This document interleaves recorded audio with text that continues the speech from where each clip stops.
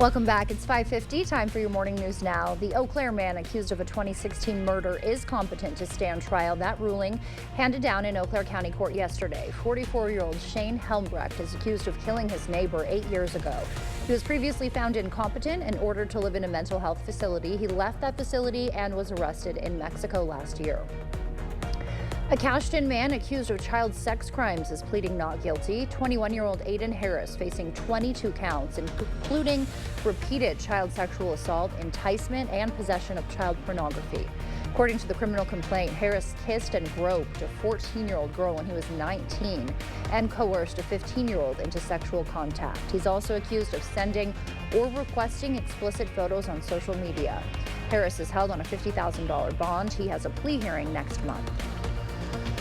Republican vice presidential nominee J.D. Vance returned to Eau Claire for the second time since joining the Trump ticket. While there, he focused on the message, "Make America Safe Again," accusing Harris of opening up the southern border. He also referenced a recent incident in Prairie du Chien where an undocumented Venezuelan immigrant was arrested after allegedly assaulting a woman and child. He had every red flag, every siren was going off. Not only should he have not illegally immigrated into our country, but he should have been deported after he was arrested.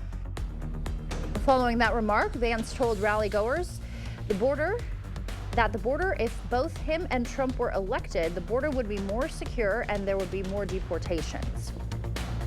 More than $4 million is being awarded to veterans misdiagnosed by a former Toma VA doctor.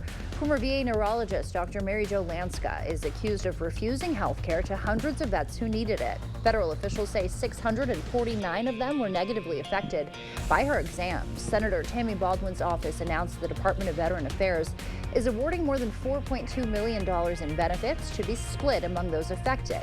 Of the 649, about 150 relief claims have been filed. 101 have been granted. A big day today for the U.S. economy as the Federal Reserve is expected to reduce interest rates for the first time in 4 years. The question, of course, by how much? Many analysts predict a 1/4 percentage point, but investors are hoping for half. The worry is the Fed's efforts to lower inflation could go too far and lead to a recession. A strong economy correlates to a higher standard of living, so today's Fed meeting is high stakes for Americans. Winona State University is facing a welcome challenge, enrollment at an 11-year high. To meet demand, the university is reviving plans to build a new dorm. The president says the Markin Main Residence Hall will add 340 rooms.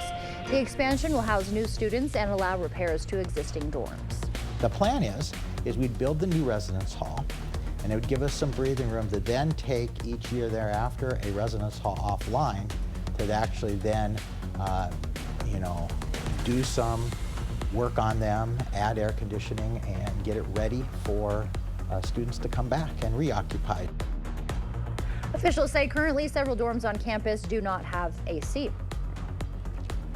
Couldn't imagine that. Hey, as we go right into the day, we have starting off with cool 60s, getting into some mild 70s, and then picking up some warm 80s working into the picture here. We'll do the same for La Crosse as well. We'll see at least partly to mostly cloudy skies as we go through the day and then into tonight as well. We'll pick up, again, the winds to be breezy, so that'll keep things shuttling around for a while. Then once we get into it, here's a look at your local temperatures, about 82 to about 86 degrees. And, all right, once again, we warm it up, then we begin to cool it on down, getting into the mild, then cooler conditions for your weekend, with rain chances starting tomorrow, coming back again for the weekend, and then back to Monday, possibly Tuesday as well.